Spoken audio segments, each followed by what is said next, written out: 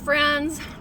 So I thought that I would tell you a little bit about this experiment I've been trying.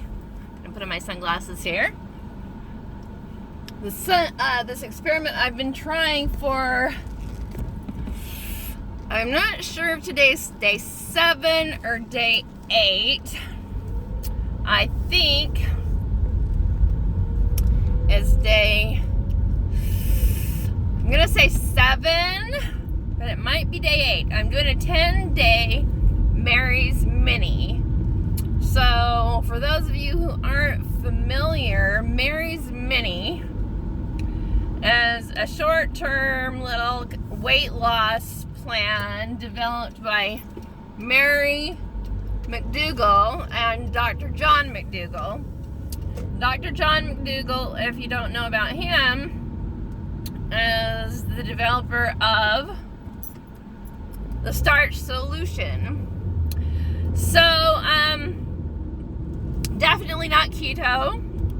I'll just put that out there right now, but absolutely a whole foods, it's a whole foods plant-based program. And so I thought that I would give it a try because I've tried the starch solution several times before without much success. My body usually starts rebelling and it won't let me stay on it because I start feeling crappy.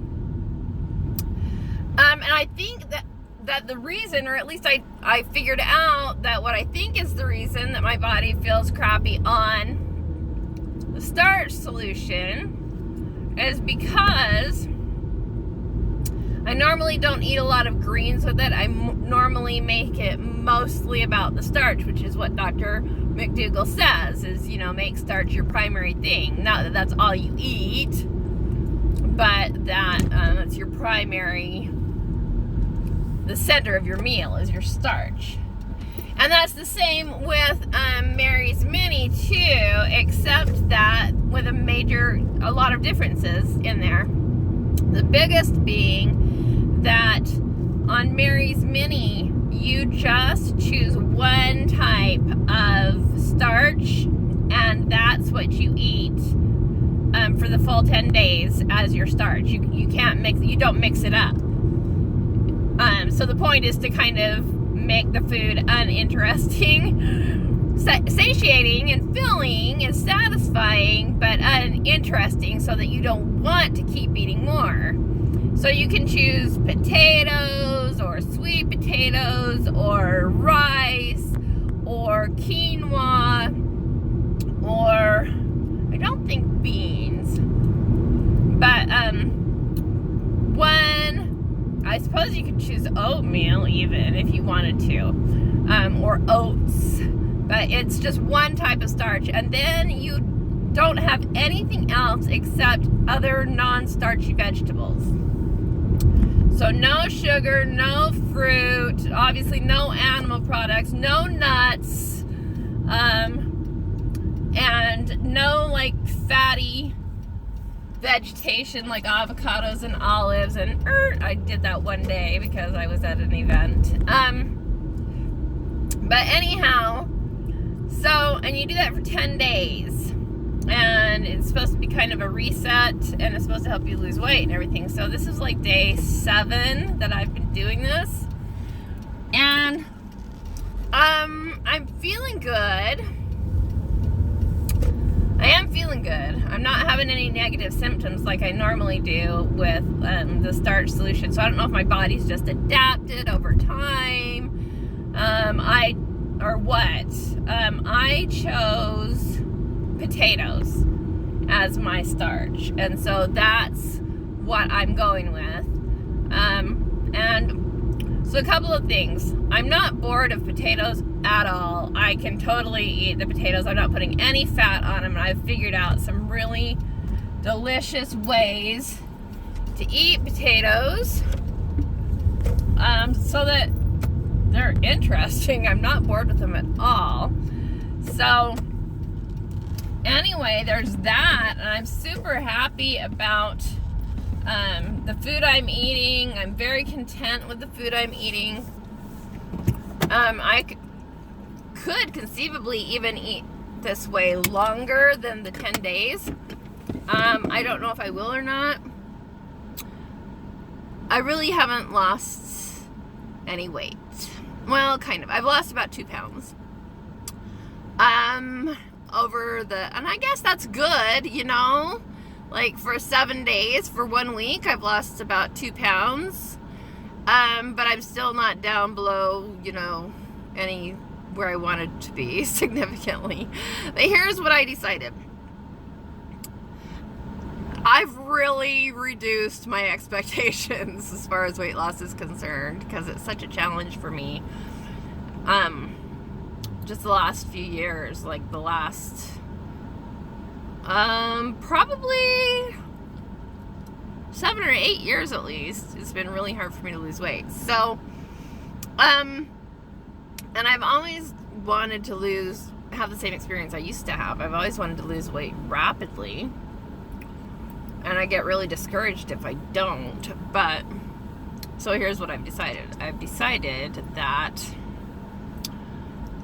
and this is like worst case scenario for me, even if I only lost 1 pound a month consistently over the course of the next year, you know, I'd still be down 12 pounds from where I am now. Now, hopefully, you know, I can lose more than that.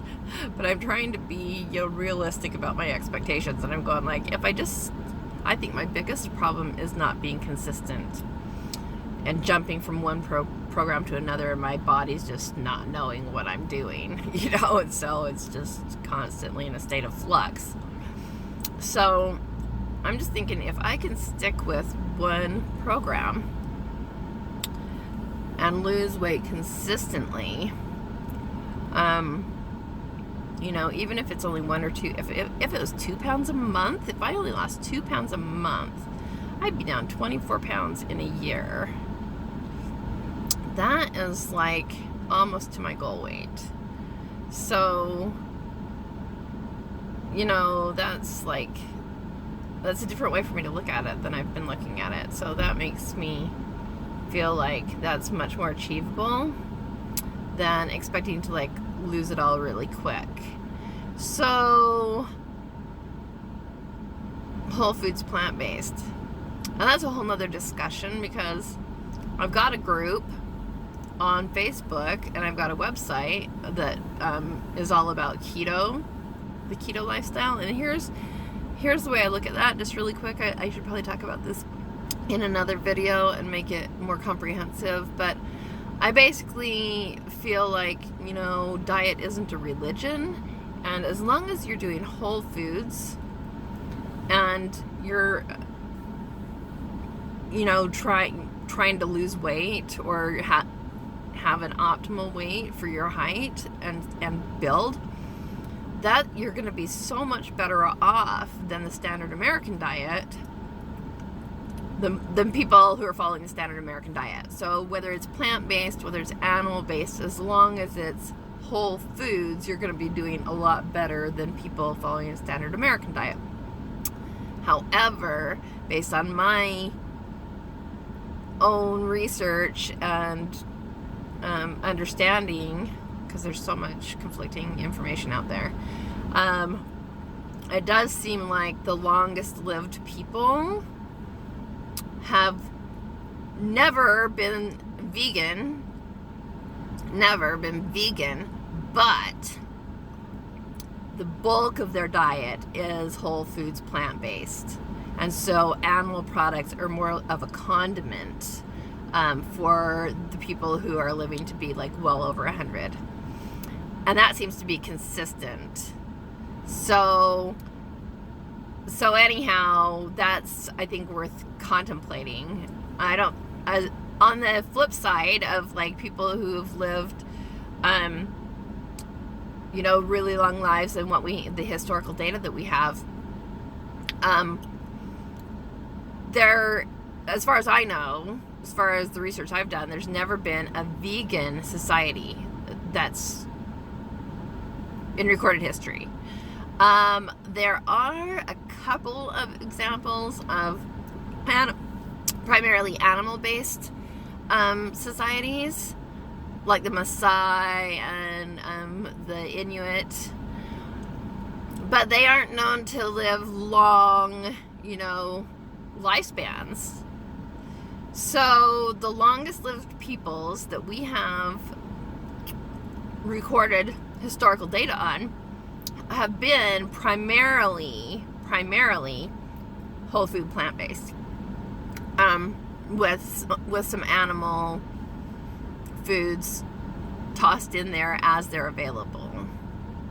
So anyhow, if you're wondering why I'm promoting a keto lifestyle, I've done both. I've done whole foods, and I've done whole foods plant-based, and I've done keto, and I've had personal success with both. And again, I don't feel like diet is a religion. I feel like you need to eat what contributes to your health as an individual. So for me, I'm feeling like I'm feeling better eating whole foods plant-based than I do when I'm eating a lot of, for sure, dairy. I can't eat a lot of dairy. And also, just a lot of fat and animal products in the first place. A lot of fat especially. I get clogged up. Like, I have a hard time swallowing.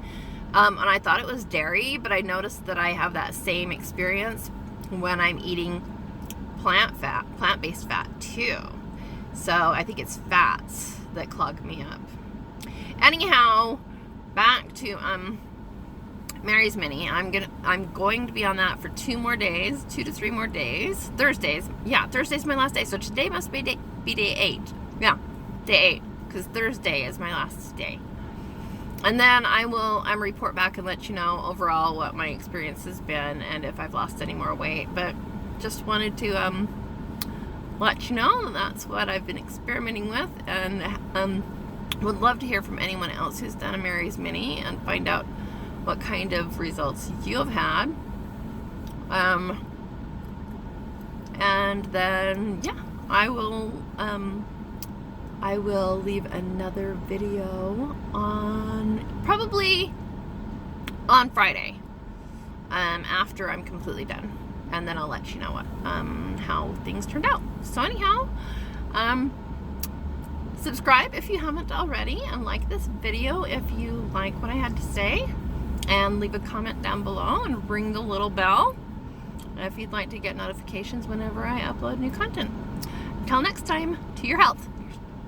Here's Tracy signing off.